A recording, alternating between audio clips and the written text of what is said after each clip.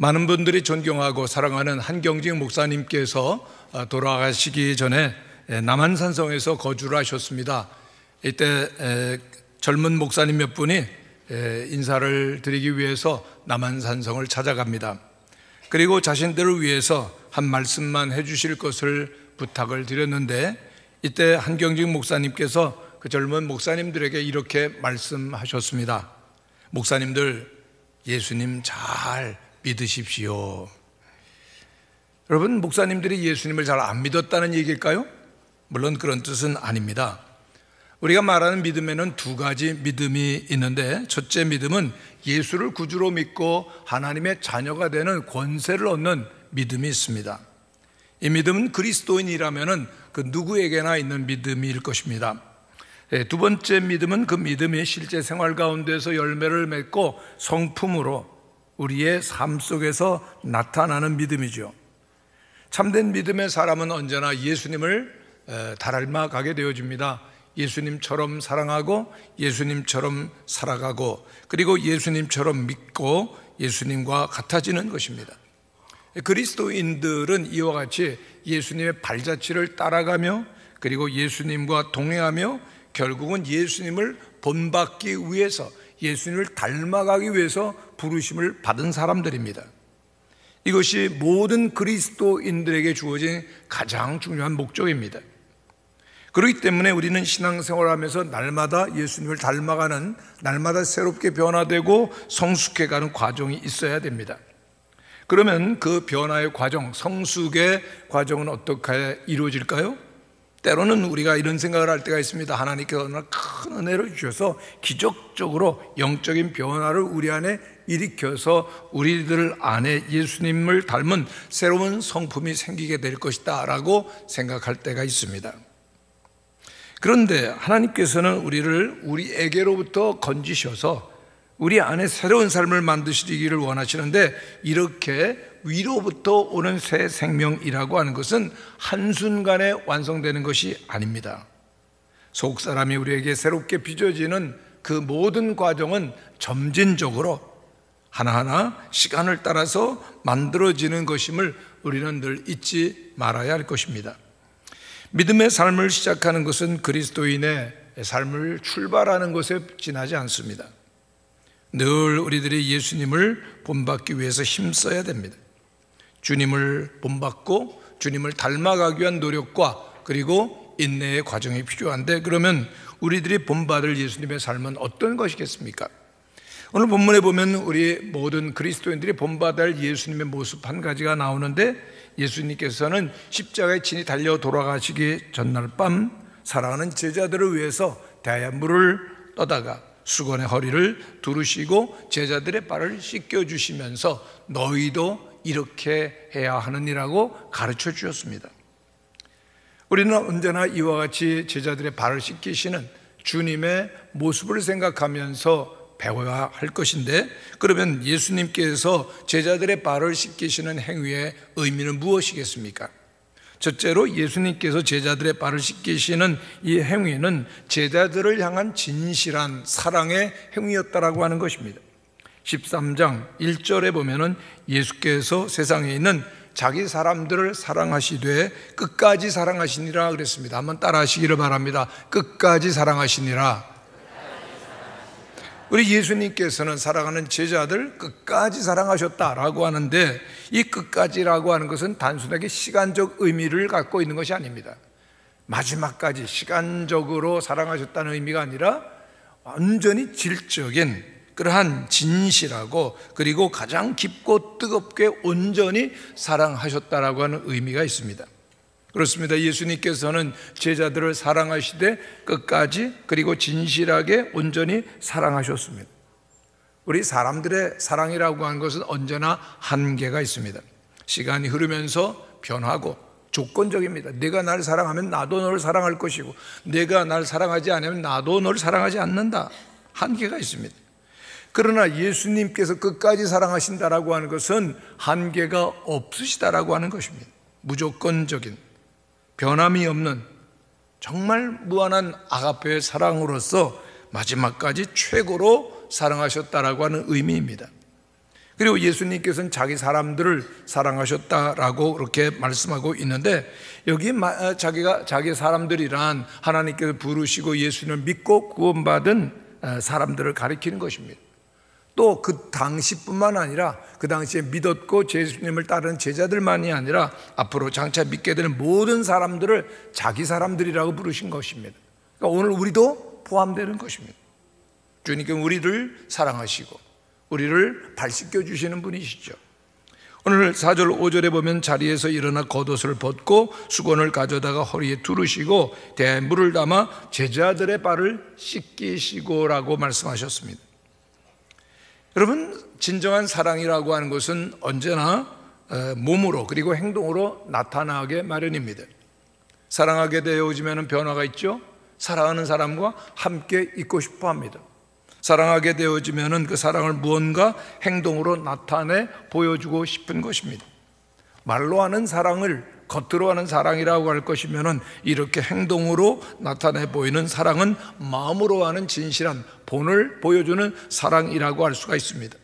이런 진실한 행함에 사랑이 있을 때 사람들의 마음에는 감동이 일어나고 변화가 있는 것입니다. 한 어린아이가 있는데 너무나도 예절이 바르고 항상 그 행동하는 것이 모범적이었다고 합니다. 그래서 그 곁에서 지켜보던 어른이 정말 감탄을 하고 어린아이에게 물었다고 합니다. 너는 어쩌면 그렇게 예절이 바르고 그리고 또한 행동을 모범적으로 하느냐 그랬더니 우리 부모로부터 좋은 말을 많이 들었어요 그러더랍니다. 그래서 부모님께서는 내게 무슨 좋은 말을 많이 해주셨냐 그랬더니 어린아이가 이렇게 얘기를 합니다. 우리 부모님께서는 저를 향해서 좋은 말로 할 때 일어나라, 좋은 말도 할 때 밥 많이 먹어라, 좋은 말로 할 때 공부해라, 꼭 그런다는 겁니다. 여러분들도 그러십니까? 물론 자녀들에게 좋은 말을 많이 해야 할 것입니다. 그런데 더 좋은 말이라고 하는 것은 사랑으로 행함의 본을 보일 때 감동이 있고 변화가 있습니다. 여러분, 우리 기독교의 복음이 무엇입니까? 요한복음 3장 16절 하나님이 세상을 이처럼 사랑하사 독생자를 주셨으니라고 하는, 하나님은 사랑이시고, 즉 복음이라고 하는 것은 하나님께서 우리를 구체적으로 사랑하시는 사랑의 행위이십니다. 근데 주님께서는 오늘 우리들의 모습을 그대로 받아주시는 분이십니다. 물론 우리들 가운데 가룟 유다가 있는 것 아시지만은 여전히 우리를 사랑하십니다. 우리 마음속에 가룟 유다와 같은 못된 마음이 있는 것 아시지만은 주님께서는 여전히 우리를 긍휼히 여기시고 사랑하십니다. 우리들이 때때로 실수하고 어리석고 바보 같은 일을 한다 할지라도 주님께서는 사랑하십니다. 무조건적으로 무한히 온전히 변화없이 사랑하십니다. 우리가 죄를 지어서 하나님과 원수되었을 때도 예수님께서는 이 땅에 우리를 위해 오시고 그리고 제자들의 발을 씻겨주며 십자가를 지신 주님이십니다. 우리는 여전히 미련한 일을 실수를 하지만은 주님께서 우리를 계속 사랑하시기 때문에 그 엄청난 사랑 가운데에서 우리들이 점점 변화를 받고 성장하게 되고 우리들이 주님의 진정한 자녀로서의 온전함에 이르게 되어지는 것입니다. 오직 그 진실한 사랑 안에 구원이 있고 새로워지는 능력이 나타나는 것입니다. 그렇습니다. 하나님의 사랑이라고 하는 것은 우리로 하여금 예수님을 믿고 구원받는 일에 그치는 것이 아니라고 하는 것이죠. 하나님의 사랑이 우리들 가운데 계속 부어짐으로 말미암아 우리의 삶의 모든 영역에 변화되어지며 주님을 닮아가는 것입니다. 하나님의 사랑이 우리 가운데 있기 때문에 우리의 인생관이 바뀝니다. 세계관이 달라집니다. 우리의 삶이 하나님의 사랑이 부어짐으로 말미암아 진정한 믿음이 생기고 그리고 온전한 소망 가운데 살아가는 아름다운 열매들이 맺혀지는 것입니다. 아프가니스탄에서 순교를 하신 배용규 목사님은 제가 제주 영락교회를 목회하고 있을 때에 고등부 회장으로 믿음의 생활을 했습니다. 그런데 배용규 목사님은 고등학교 시절 때도 믿음이 참 돈독했고요, 성실했습니다. 그의 가족들, 부모님이나 또 모든 그 친척들도 하나님을 향한 사랑이 매우 깊은 경건한 가정이었습니다.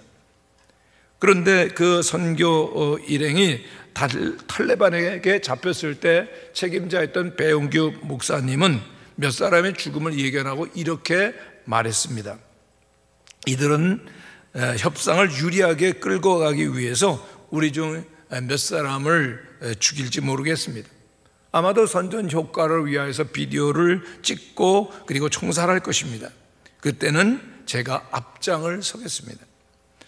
아마도 선전 효과를 위해서 비디오를 찍겠지만 나는 그들에게 하나님의 사랑을 전할 것이고 그리고 예수님을 믿고 구원을 받으라고 말하겠습니다. 그때 그 10살이나 위였었던 연장자인 유경식 전도사님이 이렇게 말했다고 합니다. 목사님, 순서를 바꾸시면 어떨까요? 저는 이제 살 만큼 많이 살았습니다. 이때 배영규 목사님은 전도사님에게 이렇게 말했습니다. 어디 전도사님이 목사 자리를 넘봅니까? 저는 어차피 나이가 들면은 선교지에서 여생을 마칠 생각을 했습니다. 그리고 순교를 하셨는데 손가락, 발가락 다 잘리셨답니다. 처참하게 순교를 하셨죠.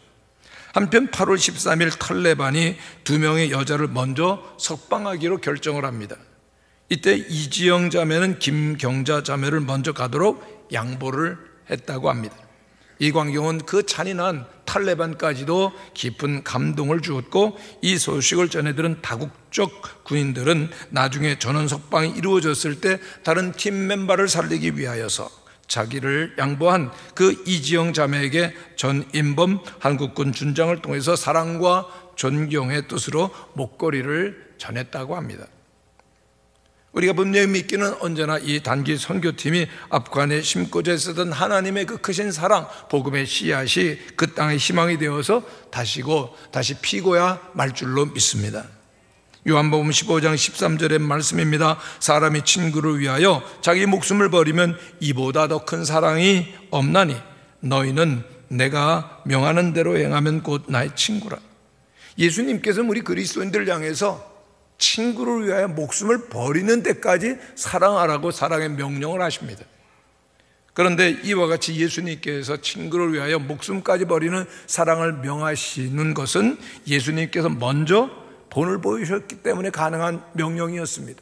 예수님께서는 십자가에서 우리를 위하여 몸 버리신 끝까지 우리를 사랑하신 그 사랑을 보여주셨기 때문에 우리들은 그와 같은 사랑을 할 수가 있는 것입니다. 성도 여러분, 사랑이 무엇이라고 생각합니까? 오늘 우리 그리스도인들이 받은 하나님의 사랑은 참으로 엄청난 것입니다. 예수님께서 우리를 위해 이 땅에 오셨고 우리를 위해서 발을 씻겨주시고 그리고 십자가를 지시고 죄인이 되시고 저주를 받으시고 죽으신 그 놀라운 사랑입니다. 우리를 사랑하시기 때문에 우리와 하나 되시기 위하여 인간의 몸을 입고 또 죄인의 모습을 가지셨습니다. 그 놀라운 사랑 안에 우리가 있고 그리고 그 놀라운 사랑 우리가 받고 나누게 되어질 때 우리 모두는 변화되는 것입니다. 오직 사랑만이 모든 사람을 변화시키는 줄로 믿습니다. 오직 사랑만이 우리가 살고 있는 이 어두운 세상을 바꿀 수가 있는 것입니다. 사랑으로 본을 보이신 주님의 본을 따르는 우리 모든 무학의 성도들이 되시기를 간절히 축원합니다. 두 번째로 우리는 예수님께서 발을 씻기시는 그 모습 속에서 우리를 용서하시는 주님의 보복을 따라야 될 것입니다. 주님께서는 제자들의 발을 씻기려고 먼저 베드로의 발을 씻기려고 했을 때 베드로는 완강하게 거부를 합니다. 그 이유가 뭘까요? 단순하고 명백하죠. 아니, 제가 선생님의 발을 씻겨야죠. 어떻게 선생님이 제 발을 씻기실 수가 있겠습니까? 그러나 그때 주님께서 내가 내 발을 씻기지 아니하면 내가 나와 아무런 상관이 없느니라고 말씀하셨습니다. 예수님께서 제자들의 발을 씻기신 일은 단순히 섬김의 본을 보이셨던 것만은 아닙니다. 내가 너를 씻어주지 아니하면 너와 나는 아무런 상관이 없느니라. 주님의 말씀을 들었을 때 베드로는 내 발뿐만 아니라 주여 내 손과 머리도 씻어주옵소서라고 했을 때 예수님께서 내가 이미 모욕을 했다. 이미 목욕한 자는 발밖에 씻을 필요가 없느니라고 말씀하십니다. 이것은 사죄와 구원의 진리를 말씀하시는 것입니다. 이미 목욕을 했다. 죄 씻음을 받고 예수님을 믿음으로 말미암아 구원받은 사람이 되었다라고 하는 것을 뜻하는 것입니다. 오늘 예수님께서는 누구를 찾아오실까요? 자기가 겸손히 죄인인 것을 인정하는 사람, 그들을 찾아오시고 죄 사함에 은총을 베풀어 주십니다. 여러분, 예수님께서 의로운 사람, 완전한 사람만 찾으신다면 그 누가 예수님께로 나갈 수가 있겠습니까? 바리새인들은 세리나 죄인들과 어울리는 것 수치스럽게 생각하셨지만은 예수님께서는 진심으로 그들을 반기시고 기뻐하시고 또한 온전히 맞아주셨습니다. 제자들의 발을 손으로 만지시고 거룩하신 손으로 더러운 발을 예수님이 씻어주십니다. 이 제자들의 발을 씻기시는 예수님의 행위에는 중요한 의미가 있습니다. 더러운 것을 씻어주신다는 의미죠. 물론 이 제자들은 죄와 그리고 또한 모든 악으로부터 구원받은 하나님의 사람들입니다. 목욕을 이미 한 사람들이라고 표현됐죠. 그럼에도 불구하고 중요한 것은 그 제자들은 날마다 죄를 범할 수밖에 없는 평범한 죄인들이었다는 것입니다. 흙을 딛고 살아가야 되며 날마다 발에 그 먼지를 묻히고 그리고 또한 발이 더러워지는 죄인들이었다는 것입니다. 그렇기 때문에 날마다 예수님께로 나와야 되고 예수님을 통해서 그 씻음을 받아야 되는 사람들, 날마다 죄사함을 받아야 되는 사람들이라는 겁니다. 여기에 우리의 신앙에 감동이 있고 그리고 은혜가 있는 것입니다. 우리 늘 허물이 많고 실수가 있지만은 주님께서는 우리의 발을 씻어주시기를 원하십니다. 믿습니까? 정말 우리가 예수를 믿게 되어지면 모든 부족함과 연약함을 주님은 가리워 주시려고 하는 것입니다. 그래서 우리들이 주님을 향하여 뜨겁게 감격하고 은혜를 인하여 정말 주님 앞에 눈물을 흘리는 것이죠. 그런데 머리로만 지식으로만 예수님을 믿는 사람은 아무런 감동이 없습니다. 아무런 감격이 있을 수가 없는 것입니다. 예수님께서 세상에 오셨을 때 주변에는 그 많은 그 가난하고 헐벗은 사람들, 죄인들이 있었습니다. 그래서 바리새인들로부터는 죄인의 친구라고 하는 비난을 받으셔야 했습니다. 그러나 예수님은 이를 부끄럽게 여기지 아니하시고 오히려 이렇게 말씀하셨습니다. 나는 의인을 부르러 온 것이 아니라 죄인을 부르러 왔노라. 한번 따라 하시기를 바랍니다. 의인을 부르러 온 것이 아니라 죄인을 부르러 왔노라. 믿습니까? 예.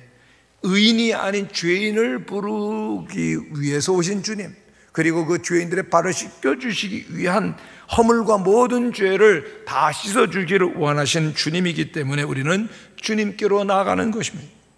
최고의 사랑을 베풀어 주시는 거죠. 모든 허물과 죄를 덮어주십니다. 주님께서는 제자들의 더러운 발을 거룩하신 주님의 손으로 만지시고 깨끗하게 씻어주십니다. 주님의 손은 우리들의 모든 병을 고쳐주시고 모든 죄를 사해 주시는 거룩하신 손, 십자가에 못 박히신 손, 피 묻은 손으로 우리의 모든 죄와 허물을 씻어주시는 것입니다. 그러므로 날마다 우리는 주님을 만나야 됩니다. 날마다 주님을 통해서 씻김을 받아야 되는 것입니다. 주님의 피 묻은 손으로 날마다 그 더러움을 씻김받는 성도들 되시기를 바랍니다. 그런데 이와 같이 예수님을 통해 날마다 씻어야 함을 받는 우리 그리스도인들하면 우리들이 해야 될 일이 있습니다. 뭐겠습니까? 서로 발을 씻어주는 사람이 되어야 된다라고 주님 말씀하시는 거죠. 내가 주와 선생이 되어 너희 발을 씻겼으니 너희도 서로 발을 씻어주는 것이 옳다, 주님 말씀하십니다. 오늘 교회가, 성도들이 해야 할 일이 무엇인지, 그리스도인들이 어떻게 마땅히 살아가야 될지를 보여주시는 말씀입니다. 예수님은 서로 발을 씻어주라고 모범을 보이신 것입니다. 예수님께서 제자들의 발을 씻어주시고 거기 그치지 아니하시고 서로 발을 씻어주라고 명령하신 이유는 무엇이겠어요? 우리들도 예수님처럼 행동하기를, 겸손하시고 온유하신 예수님을 닮아가도록, 예수님의 그 거룩하심을 우리들이 본받아 가도록 우리를 그렇게 명령해 주신 것입니다. 그렇기 때문에 서로 발을 씻어주라고 하는 명령은 우리를 힘들게 하는 명령이 아니라 우리를 오히려 온전케 하며 복되게 만드시는 명령입니다. 17절에 보면 너희가 이것을 알고 행하면 복이 있으리라 그랬습니다. 서로 발을 씻어주는 일, 용서하는 일은 참으로 힘든 일이 아니라 영광스러운 일이요, 그리고 또한 복된 일이요, 그리고 우리를 새롭게 해주시는 일인 줄로 믿습니다. 오늘날 많은 가정들이 해체되고 무너지는 정말 마음 아픈 현상들을 보게 되는데 그 원인이 무엇입니까? 많은 원인이 있을 것입니다. 가정이 붕괴되는 데는 정말 많은 요인들이 있겠지만은 참으로 가장 중요한 근본 원인은 서로 용서하지 아니하는 데 있습니다. 유명한 설교자 존 오트버그는 이 시대를 살아가는 사람들의 인간관계를 고슴도치에 비유를 했습니다. 고슴도치는 고독한 동물이죠. 수많은 시간을 주로 홀로 다닙니다. 그런데도 고슴도치가 외로움을 느끼고 그 도를 느끼는 시간이 오게 되어지면 다른 고슴도치를 찾아갑니다. 근데 그 순간 자신도 예기치 못했었던 사고가 발생하는 것을 경험하는데 상대방에게 가까이 감으로 말미암아 상대방에게 상처를 입히고 자신도 상처를 입게 됐다는 겁니다. 자신의 등에 가시를 짊어졌어요. 그리고 그 수많은 바늘로서 서로를 찌르고 상처를 주고받는 일이 생기더라는 얘기입니다. 이 인간의 모습이죠. 상처가 없는 사람이 어디 있겠습니까? 날카로운 그런 가시가 없는 사람이 누가 있겠습니까?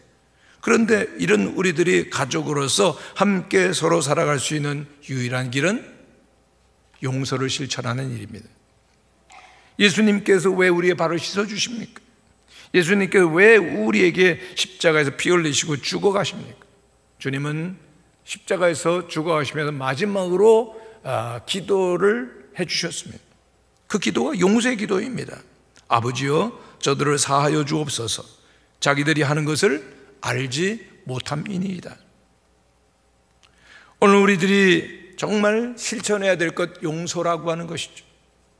예수 그리스도를 우리들이 믿고 하나님을 아버지로 우리들이 함께 고백해서 우리들이 영적인 가족이 된 교회가 진정한 교회로서 존재하기를 원한다면 우리들이 끊임없이 실행해야 될 교훈은 바로 서로 발을 씻어주는 일, 용서하는 일로서 가능한 것입니다.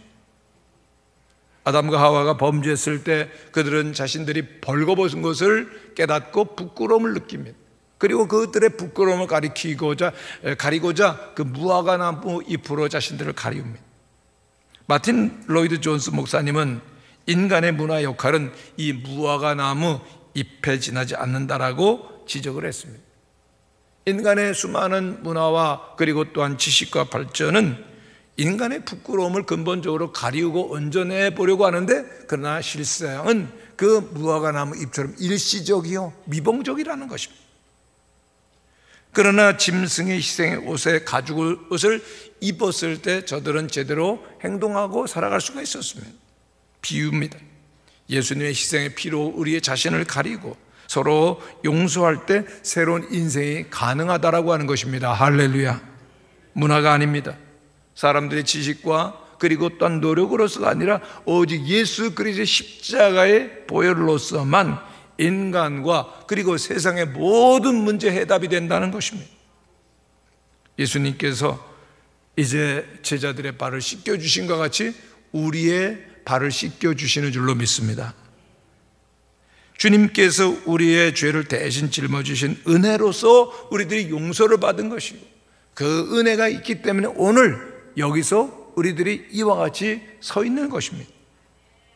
예수님의 복음은 용서할 때 우리들이 진정한 하나가 될 수가 있고, 그리고 진정한 가족으로 머물 수 있음을 보여주는 것입니다. 그렇다면 우리들이 매일 해야 될 일이 무엇입니까?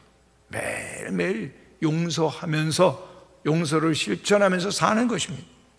부모는 자식을 용서하고, 자식은 부모를 용서하고, 부부는 내게 상처를 입히는 배우자를 용서하는 것, 그리고 또한 교회에서 서로 성도들끼리 용서하며, 그리고 세상에서 함께 사는 사람들을 용서하며 살라는 것이 주기도문의 가르침이죠.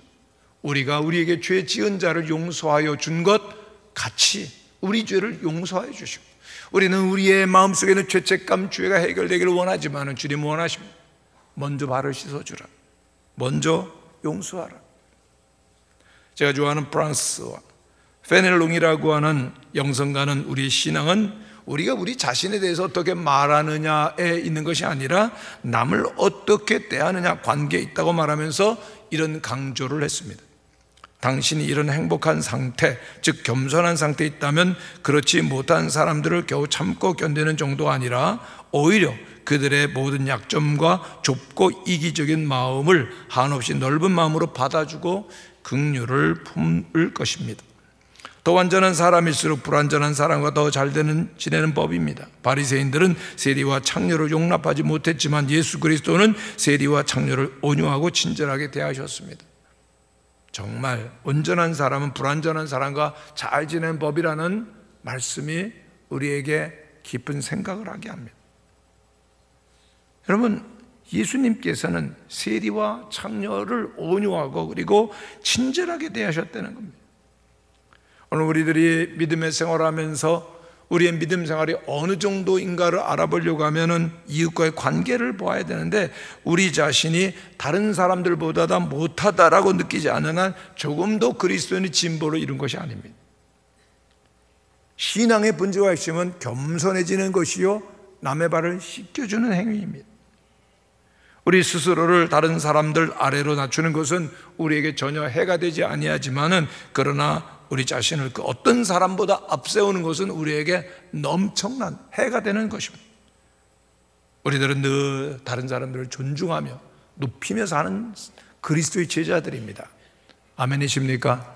그러면 한번 옆에 있는 분과 인사를 나누시면 좋겠습니다. 당신은 나보다 너무나 높으신 분입니다. 어떤 분은 너무 기분 나빠하시는 것 같아요. 당신이 나보다 뭐가 높다고, 내가 높지. 예수님이 우리 안에 계시면은 예수님께서 우리가 서로를 존중하며 발을 씻어주는 자로 살기를 원하시는 거죠. 한 영성가는 거룩하게 살 수 있는 비결은 간단히 두 가지가 있다. 하나는 죄책감에서 벗어나야 된다. 용서받았다는 것을 믿어야 된다. 그래요. 베드로가 어려웠던 건 뭐죠? 수제자였습니다. 그러나 예수님을 3번씩이나 부인했어요. 모른다고 했습니다. 그가 여기에 매어 있다면 그는 사도로서 다시 회복될 수가 없었을 것입니다. 그러나 그는 십자가의 공로로 용서받음을 믿게 되었을 때 다시 일어나서 복음을 전하는 베드로가 될 수 있었던 것입니다. 또한 거룩하게 살 수 있는 비결은 자신의 값을 소중히 여겨야 한다 그랬습니다. 내가 내 자신을 사랑할 줄 알고 내 자신의 가치를 존중할 줄 알아야 거룩한 생활이 가능하다라고 하는 것입니다.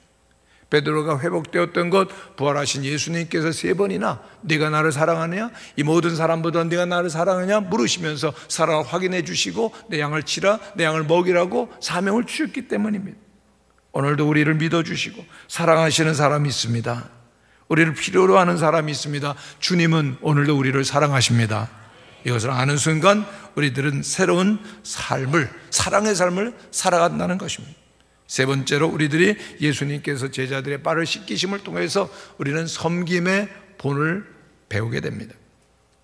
예수님의 삶은 시작부터 마지막까지가 섬기는 삶이었습니다. 주님께서는 주님이 이 땅에 오신 목적을 이렇게 말씀하십니다. 한번 같이 마가복음에 있는 말씀을 읽어보겠습니다. 시작. 인자가 온 것은 섬김을 받으려 함이 아니라 도리어 섬기려 하고 자기 목숨을 많은 사람의 대속물로 주려 함이니라. 주님께서 제자들의 발을 씻기시는 이 행동은 섬김과 겸손의 의미를 갖고 있었습니다. 겸손한 모습으로 우리를 섬기기를 원하셨습니다. 우리가 구원받기 위해서는 예수님께서 우리를 섬겨주시는 일이 필요했던 것입니다. 그래서 예수님은 종의 모습으로 우리를 섬기시기 위해 오셨다고 말씀하십니다.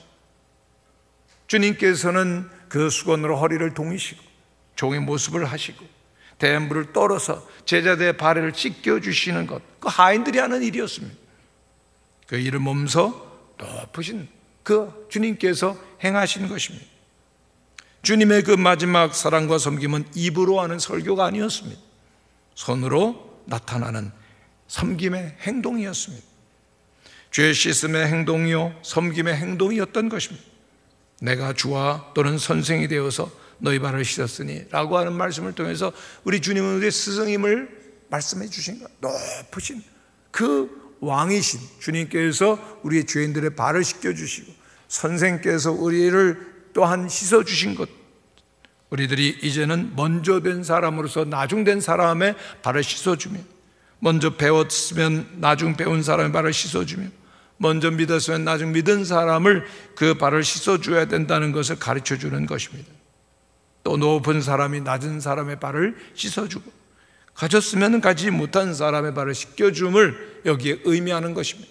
그런데 실상 제자들의 삶을 보면 그렇지 않습니다. 제자들 사이에 항상 다툼이 있었어요. 뭘로 다퉜죠? 누가 더 크냐 이거. 3년씩이나 예수님을 따라다녔던 이 제자들이 주님의 마음을 몰랐습니다. 서로를 견제하면서 자기가 높은 자리로 올라가겠다고 말하겠습니다. 왜요? 이들은 모두가 자기 중심성에 매여 있었기 때문에, 자기 자신에 꽁꽁 매여 있었습니다.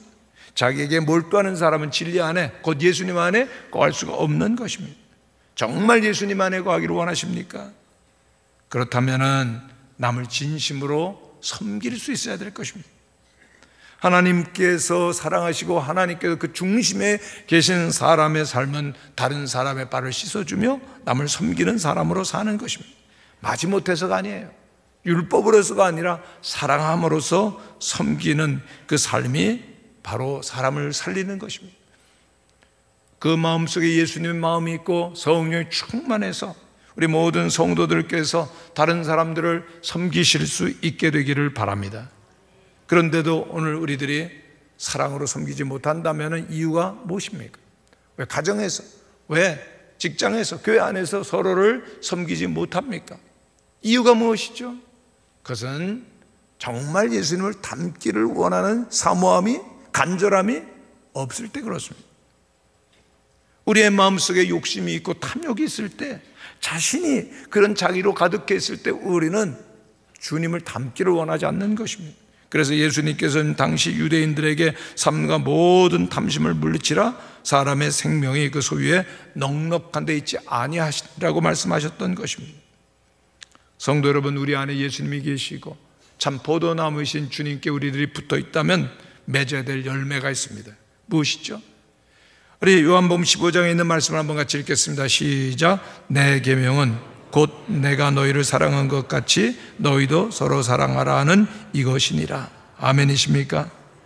우리가 예수님의 제자의 영생을 가졌다라고 하는 증거는 형제를 사랑하고 섬김으로 나타나요. 아무리 삶이 힘들고 어렵다 할지라도 정말 사랑으로 주님의 그 섬김을 닮아가실 수 있는 모든 성도들이 될 때 진정한 행복과 기쁨이 시작됩니다.